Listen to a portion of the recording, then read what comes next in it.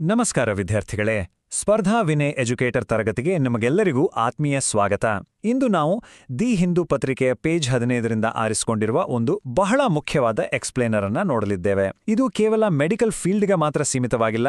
ಇದು ನಮ್ಮ ಕಾನೂನು, ಸಮಾಜ ಮತ್ತು ನಮ್ಮ ಮೂಲಭೂತ ಹಕ್ಕುಗಳಿಗೆ ಸಂಬಂಧಿಸಿದ ಒಂದು ದೊಡ್ಡ ವಿಷಯ.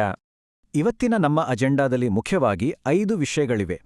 ಭಾರತದ ಗರ್ಭಪಾತ ಕಾನೂನು ಚೌಕಟ್ಟು, ವೈದ್ಯರಿಗಿರುವ ಕಾನೂನಿನ ಭಯ, ಅಪ್ರಾಪ್ತರು ಮತ್ತು ಪೋಕ್ಸೋ ಕಾಯ್ದೆಯ ನಡುವಿನ ಸಂಘರ್ಷ, ಗರ್ಭಾವಸ್ಥೆಯ ಮಿತಿಗಳು ಮತ್ತು ಕೊನೆಯದಾಗಿ ಹಕ್ಕು ಆಧಾರಿತ ಮಾದರಿಯ ಕಡೆಗೆ ನಮ್ಮ ಪಯಣ. ಯುಪಿಎಸ್ಸಿ ಜನರಲ್ ಸ್ಟಡೀಸ್ ದೃಷ್ಟಿಯಿಂದ ಇದು ಬಹಳ ಮುಖ್ಯ. ಹಾಗಾಗಿ ನೇರವಾಗಿ ವಿಷಯಕ್ಕೆ ಬರೋಣ. ವಿಭಾಗ 1: ಭಾರತದ ಗರ್ಭಪಾತ ಕಾನೂನು ಚೌಕಟ್ಟು, ಜೊತೆಗೆ ಬಿಎನ್ಎಸ್ ಮತ್ತು ಎಂಟಿಪಿ ಕಾಯ್ದೆಯ ವಿಶ್ಲೇಷಣೆ. ಬನ್ನಿ, ನಮ್ಮಲ್ಲಿ ಈ ಗರ್ಭಪಾತವನ್ನು ನಿಯಂತ್ರಿಸುವ ಮೂಲಭೂತ ಕಾನೂನುಗಳು ಹೇಗೆ ಕೆಲಸ ಮಾಡುತ್ತವೆ ಅಂತ ಅರ್ಥ ಮಾಡ್ಕೊಳ್ಳೋಣ. ಇಲ್ಲಿ ಸ್ವಲ್ಪ ಗಮನವಿಟ್ಟು ನೋಡಿ, ನಮ್ಮ ಕಾನೂನುಗಳಲ್ಲಿ ಎಂತಹ ವಿರೋಧಾಭಾಸ ಇದೆ ಅಂತ. ಒಂದು ಕಡೆ ಭಾರತೀಯ ನ್ಯಾಯ ಸಂಹಿತ ಅಂದ್ರೆ ಬಿಎನ್ಎಸ್ ಒಪ್ಪಿಗೆಯೊಂದಿಗೆ ಗರ್ಭಪಾತ ಮಾಡೋದನ್ನ ಕೂಡ ಕ್ರಿಮಿನಲ್ ಅಪರಾಧ ಅಂತ ಹೇಳುತ್ತೆ. ಆದರೆ ಇನ್ನೊಂದು ಕಡೆ 1971ನ ಎಂಟಿಪಿ ಕಾಯ್ದೆ ಕೆಲವು ಕಟ್ಟುನಿಟ್ಟಿನ ಕಂಡೀಷನ್ಸ್ ಹಾಕಿ ಗರ್ಭಪಾತಕ್ಕೆ ಅವಕಾಶ ಕೊಡುತ್ತೆ. ಅಂದ್ರೆ ನಮ್ಮಲ್ಲಿ ಇದು ಸಂಪೂರ್ಣ ಹಕ್ಕಲ್ಲ, ಕೇವಲ ಒಂದು ಷರತ್ತುಬದ್ಧ ಅನುಮತಿಯಷ್ಟೇ. ಆದರೆ 2022ರಲ್ಲಿ ಸುಪ್ರೀಂ ಕೋರ್ಟ್ ಕೊಟ್ಟ ತೀರ್ಪು ನಿಜಕ್ಕೂ ಒಂದು ಗೇಮ್ ಚೇಂಜರ್ ಅಂತಾನೆ ಹೇಳ್ಬೋದು. ನಿರ್ಣಯ ತೆಗೆದುಕೊಳ್ಳುವ ಸ್ವಾಯತ್ತತೆ ಅಥವಾ ಡಿಸಿಷನಲ್ ಅಟಾನಮಿಯನ್ನ ಸುಪ್ರೀಂ ಕೋರ್ಟ್ ಒಂದು ಮೂಲಭೂತ ಹಕ್ಕು ಅಂತ ಘೋಷಿಸಿತು. ಇದರ ಅರ್ಥ ಇಷ್ಟೇ: ಗರ್ಭವನ್ನ ಮುಂದುವರಿಸಬೇಕಾ ಬೇಡ್ವಾ ಅನ್ನೋ ನಿರ್ಧಾರ ಆ ಗರ್ಭಿಣಿಗೆ ಸೇರಿದ್ದು, ಸರ್ಕಾರಕ್ಕಲ್ಲ. ಈ ತೀರ್ಪಿನಿಂದ ಅವಿವಾಹಿತ ಮಹಿಳೆಯರು ಮತ್ತು ಟ್ರಾನ್ಸ್ಜೆಂಡರ್ ವ್ಯಕ್ತಿಗಳಿಗೂ ಕೂಡ ಈ ಹಕ್ಕು ಸಿಕ್ಕಂತಾಗಿದೆ. ಇದೊಂದು ಅದ್ಭುತವಾದ ಮೈಲಿಗಲ್ಲು ಅಲ್ವಾ? ಮುಂದಿನ ವಿಭಾಗಕ್ಕೆ ಹೋಗೋಣ. ವಿಭಾಗ 2: ವೈದ್ಯಕೀಯ ಪೂರೈಕೆದಾರರು ಮತ್ತು ಕಾನೂನು ಭಯ. ಕಾನೂನು ಪುಸ್ತಕಗಳಲ್ಲಿ ಏನೇ ಇದ್ರೂ ಕ್ಲಿನಿಕ್ಗಳಲ್ಲಿ ಗ್ರೌಂಡ್ ರಿಯಾಲಿಟಿ ಏನಾಗ್ತಿದೆ ಅನ್ನೋದನ್ನ ನೋಡೋಣ. ವಾಸ್ತವವಾಗಿ ವೈದ್ಯರು ಈ ಸೇವೆ ಕೊಡೋಕೆ ಹಿಂದೆ ಮುಂದೆ ನೋಡ್ತಾರೆ. ಯಾಕೆ ಗೊತ್ತಾ? ಕಾನೂನು ಹಕ್ಕು ಆಧಾರಿತವಾಗಿರದೆ ಷರತ್ತುಬದ್ಧವಾಗಿರೋದ್ರಿಂದ ಏನಾದ್ರೂ ಹೆಚ್ಚು ಕಮ್ಮಿ ಆದ್ರೆ ಅದನ್ನ ಸಾಬೀತುಪಡಿಸೋ ದೊಡ್ಡ ಹೊರೆ ಡಾಕ್ಟರ್ಸ್ ಮೇಲೆ ಬೀಳುತ್ತೆ. 2021ರ ಮೇಘಾಲಯ ಕೇಸ್ ನೆನ್ಪಿದ್ಯಾ? ತಾವು ಮಾಡದ ಗರ್ಭಪಾತಕ್ಕಾಗಿಯೂ ಒಬ್ಬ ವೈದ್ಯರು 1 ತಿಂಗಳು ಜೈಲಿನಲ್ಲಿರ್ಬೇಕಾಗಿ ಬಂತು. ಜೊತೆಗೆ ಪೊಲೀಸ್ ಕಿರುಕುಳದ ಭಯ, ಕನ್ಫ್ಯೂಸ್ ಮಾಡುವಂಥ ಡಾಕ್ಯುಮೆಂಟೇಷನ್, ಸಮಾಜದ ಕಳಂಕ ಇವೆಲ್ಲ ಸೇರಿ ವೈದ್ಯರಲ್ಲಿ ಒಂದು ರೀತಿಯ ಭಯದ ವಾತಾವರಣವನ್ನೇ ಸೃಷ್ಟಿ ಮಾಡಿಬಿಟ್ಟಿದೆ. ಆಕಾಂಕ್ಷೆಗಳೇ, ನಿಮಗೊಂದು ಪ್ರಶ್ನೆ. ಸ್ವಲ್ಪ ಯೋಚನೆ ಮಾಡಿ.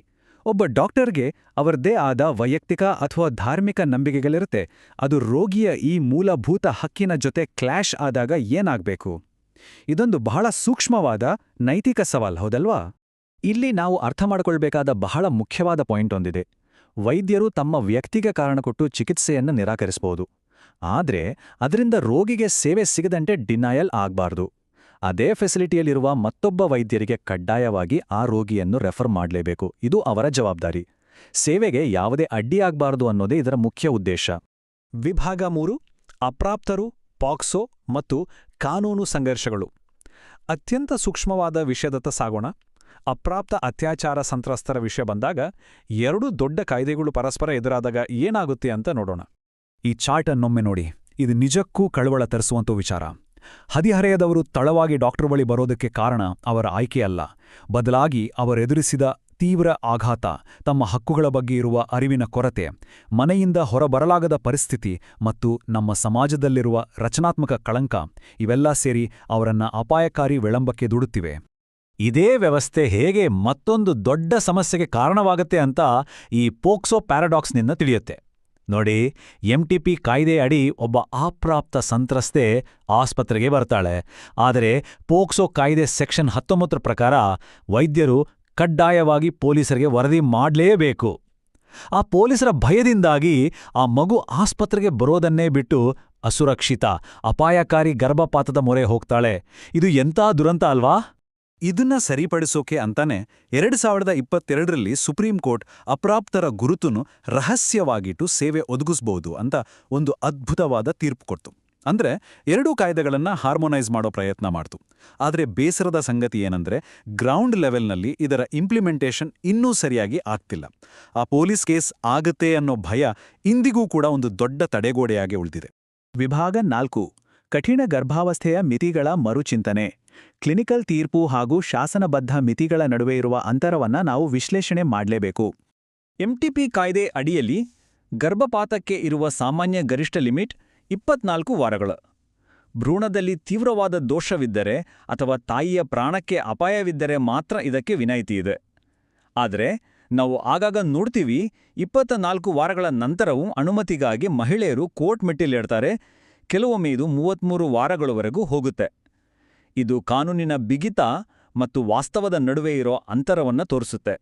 ಇಲ್ಲೊಂದು ಪಾಲಿಸಿ ಲೆವೆಲ್ ಪ್ರಶ್ನೆ ಉದ್ಭವಿಸುತ್ತೆ. ವೈದ್ಯಕೀಯವಾಗಿ ಇದು ಸೇಫ್ ಅಂತ ಕ್ಲಿನಿಕಲ್ ಅಸೆಸ್ಮೆಂಟ್ ಹೇಳ್ತಿದ್ರೂ ಕಾನೂನಿನಲ್ಲಿ ಇಂಥ ಕಠಿಣವಾದ ಡೆಡ್ಲೈನ್ ಯಾಕೆ ಇರಬೇಕು? ಅದರಲ್ಲೂ ಲೈಂಗಿಕ ದೌರ್ಜನ್ಯ ಅಥವಾ ತೀವ್ರ ಮಾನಸಿಕ ಹಿಂಸೆ ಅನುಭವಿಸಿದವರ ವಿಷಯದಲ್ಲಿ ಇಂಥ ಕಠಿಣ ನಿಯಮಗಳ ಬದಲಿಗೆ ವೈದ್ಯಕೀಯ ತೀರ್ಮಾನಕ್ಕೆ ಬೆಲೆ ಕೊಡಬೇಕಲ್ವಾ? ಕೊನೆಯ ವಿಭಾಗ 5 ಹಕ್ಕು ಆಧಾರಿತ ಮಾದರಿಯತ್ತ. ನಮ್ಮ ಷರತ್ತುಬದ್ಧ ಅನುಮತಿಗಳ ವ್ಯವಸ್ಥೆಯಿಂದ ನೈಜ ಹಕ್ಕು ಆಧಾರಿತ ಚೌಕಟ್ಟಿನ ಕಡೆಗೆ ನಾವು ಹೇಗೆ ಬದಲಾಗಬಹುದು ಅಂತ ಮೌಲ್ಯಮಾಪನ ಮಾಡೋಣ. ಈ ಟೇಬಲ್ ನೋಡಿ ನಮ್ಮ ಭಾರತದ ಷರತ್ತುಬದ್ಧ ಮಾಡೆಲ್ ಮತ್ತು ಗ್ಲೋಬಲ್ ರೈಟ್ಸ್ ಬೇಸ್ಡ್ ಮಾಡೆಲ್ ನಡುವಿನ ವ್ಯತ್ಯಾಸ ಸ್ಪಷ್ಟವಾಗುತ್ತೆ. ಸಂತಾನೋತ್ಪತ್ತಿ ಹಕ್ಕುಗಳನ್ನು ಕ್ರಿಮಿನಲ್ ಕಾನೂನಿನ ಜೊತೆ ಲಿಂಕ್ ಮಾಡಿದಾಗ ಅದು ಡಿಸಿಷನಲ್ ಆಟೋನಮಿಯನ್ನೇ ನಾಶ ಮಾಡುತ್ತೆ. ಜಾಗತಿಕ ಮಟ್ಟದಲ್ಲಿ ಆರಂಭಿಕ ಹಂತಗಳಲ್ಲಿ ಕೇವಲ ಮಹಿಳೆಯ ವಿನಂತಿಯ ಮೇರೆಗೆ ಗರ್ಭಪಾತಕ್ಕೆ ಅವಕಾಶ ಇರುತ್ತೆ. ನಮ್ಮ ಭಾರತವೂ ಕೂಡ ಇಂತಹ ಅಪರಾಧ ಮುಕ್ತ ಅಥವಾ ಡಿಕ್ರಿಮಿನಲೈಸ್ಡ್ ಮಾಡೆಲ್ಗೆ ಮೂವ್ ಆಗುವ ಅಗತ್ಯ ಖಂಡಿತ ಇದೆ. ಕಾನೂನು ತಜ್ಞರಾದ ದೀಪಿಕಾ ಜೈನ್ ಅವರ ಈ ಮಾತುಗಳು ನಿಜಕ್ಕೂ ಆಳವಾಗಿವೆ. ಅವರು ಹೇಳ್ತಾರೆ, ಒಬ್ಬ ಗರ್ಭಿಣಿ ತಾನು ಗರ್ಭಪಾತ ಮಾಡ್ಕೊಳ್ಬೇಕು ಅಂತ ನಿರ್ಧಾರ ಮಾಡಿದಾಗ ಸರ್ಕಾರ ಯಾಕೆ ಇಷ್ಟೊಂದು ಕಂಡೀಷನ್ಸ್ ಹಾಕ್ಬೇಕು? ಇದು ಅವಳ ಸ್ವಾಯತ್ತತೆ ಮತ್ತು ಬೇಡಿಕೆ ಆಧಾರದ ಮೇಲೆ ಯಾಕಿರಬಾರ್ದು ಅಂತ. ಕಾನೂನು ಅನ್ನೋದು ಸೇವೆ ಕೊಡೋದಕ್ಕಿರ್ಬೇಕೇ ಹೊರತು ಅದೇ ಒಂದು ದೊಡ್ಡ ತಡೆಗೋಡೆ ಆಗ್ಬಾರ್ದು. UPSC ಮೇನ್ಸ್ ಅಭ್ಯರ್ಥಿಗಳಿಗೆ ಇದೊಂದು ಅಂತಿಮ ವಿಚಾರ.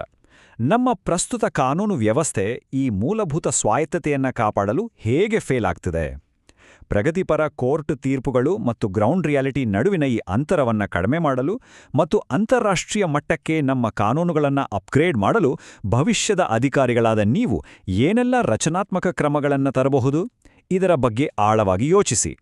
ಇಂದಿನ ಸ್ಪರ್ಧಾವಿನಯ ಎಜುಕೇಟರ್ ತರಗತಿಯಲ್ಲಿ ಪಾಲ್ಗೊಂಡು ಈ ಬಹಳ ಸಂಕೀರ್ಣವಾದ ಎಕ್ಸ್ಪ್ಲೇನರ್ ಅನ್ನ ಅರ್ಥ ಮಾಡಿಕೊಂಡ ಎಲ್ಲ ಭವಿಷ್ಯದ ವೈದ್ಯಕೀಯ ಮತ್ತು ಕಾನೂನು ವೃತ್ತಿಪರರಿಗೆ ಹಾಗೂ ವಿದ್ಯಾರ್ಥಿಗಳಿಗೆ ಧನ್ಯವಾದಗಳು. ಹೀಗೇ ಕಲಿಯುತ್ತೀರಿ, ವಿಶ್ಲೇಷಣೆ ಮಾಡುತ್ತೀರಿ ಮತ್ತು ವ್ಯವಸ್ಥೆಯನ್ನ ಪ್ರಶ್ನಿಸೋದನ್ನ ಎಂದಿಗೂ ನಿಲ್ಲಿಸದಿರಿ. ನಮಸ್ಕಾರ.